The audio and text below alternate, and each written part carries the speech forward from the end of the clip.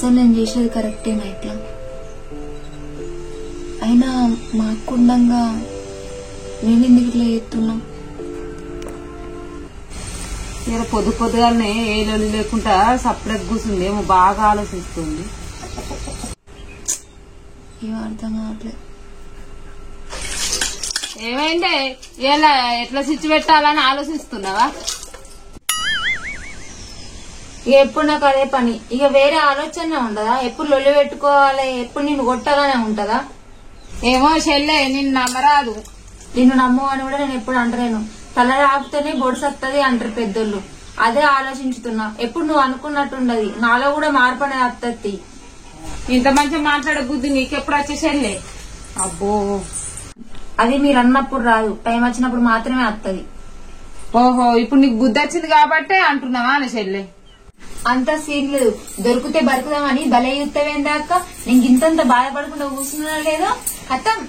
ఎట్లా మాట్లాడాలి, ఎట్లా దీన్ని ఆడుకోవాలని చూస్తావా? అంత సీన్ లేదు. నేను ఎవరికి దొరక. దున్నపోతు విన నీళ్ళు చల్లినట్టే నువ్వు ఎప్పటికి మారవు.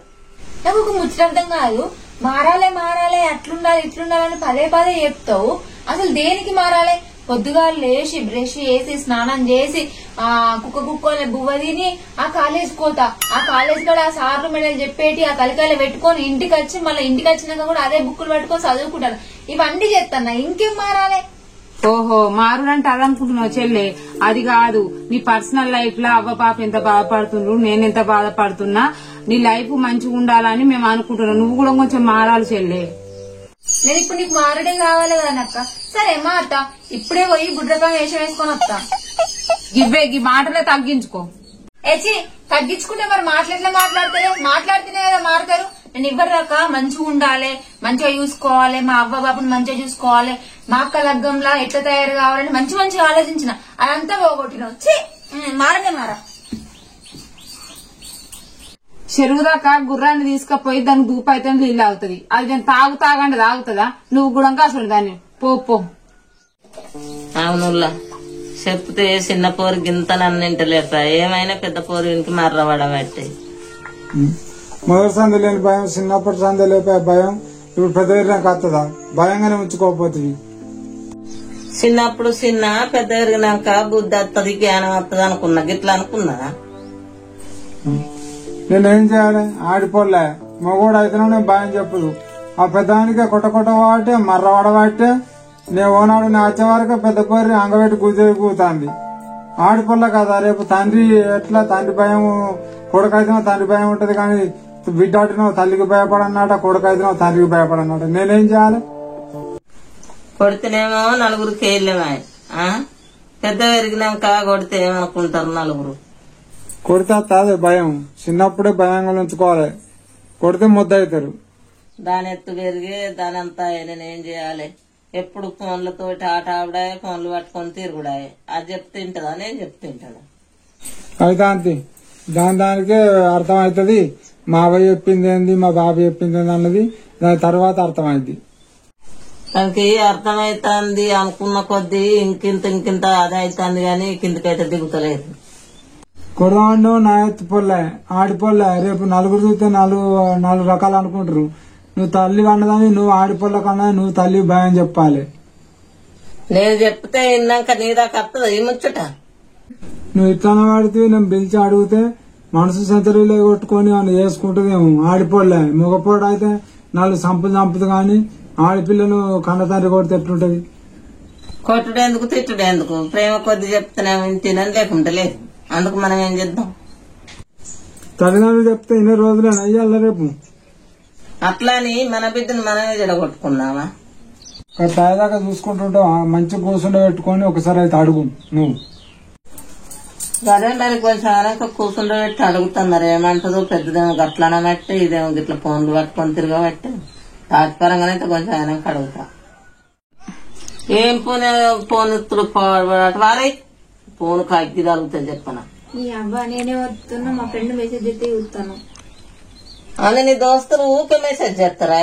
వాళ్ళకి పని ఉండదే ఇంటికాడ? అందరు ఉండరే అవ్వ, కొంతమంది నా లెక్క పనిచేయని వాళ్ళు ఉంటారు కదా, అలాంటి వాళ్ళు చెప్తారు.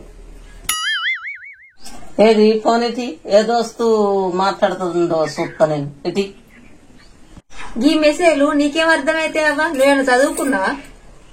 గట్లా చదువు రాదానే అందుకే మమ్మల్ని ముంచుతున్నావే నువ్వు. ఏంది నేనేం ముంచిన్నే అవ్వ? ఈ ఫోన్ ముడితే కూడా అపార్థం చేసుకున్నాడేనా? ఇంట్లో ఏముంది మా దోశ మెసేజ్ అయితే కూడా తప్పేనా? ప్రతి దానికి అపార్థం చేసుకుంటారు. అపార్థన కాదు బిడ్డ, నీ జీవితంలో నువ్వు బాగా బాధపడతావు. ఇప్పుడు నేను ఏం చేస్తున్నాను నువ్వు అట్లా అంటున్నావు అవ్వ? నేనేమన్నా తప్పు చేస్తున్నానా? తప్పు కాదు బిడ్డ, తప్పు చేయొద్దని ముందు జాగ్రత్త కొద్ది చెప్తాన్నా.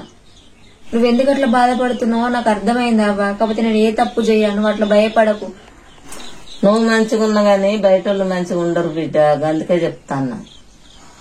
ఎవరేం చేసినా ఎవరు ఎట్లున్నా కూడా నేనుండే తీరు నేనుంటానే అవ్వ. నేను ఏ తప్పు చెయ్యా. గదే బిడ్డ, బాన్సను కాలు మొక్త గుడ్డిగా నమ్మితే నమ్మి మోసం చేస్తారు బిడ్డ.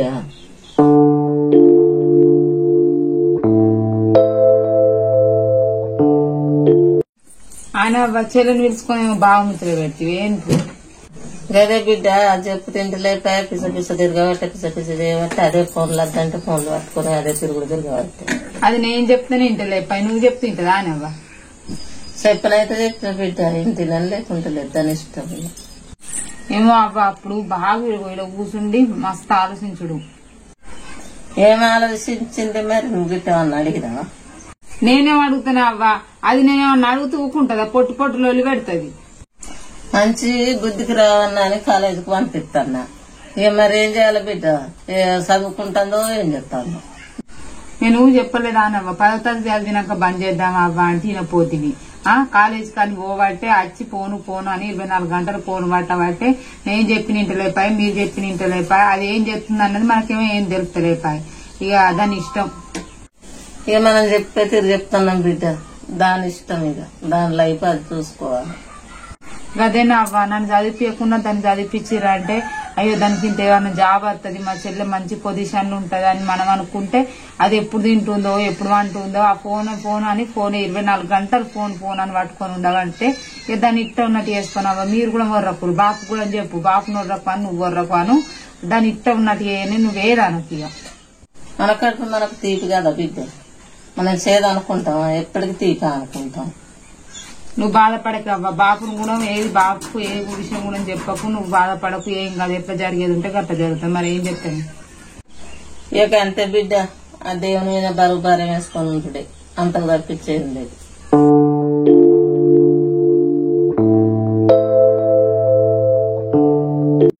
అన్నలు అక్కలకి అందరికి నమస్తే. అందరు ఎట్లున్నారు? మంచిగా ఉన్నారా అనుకుంటున్నా.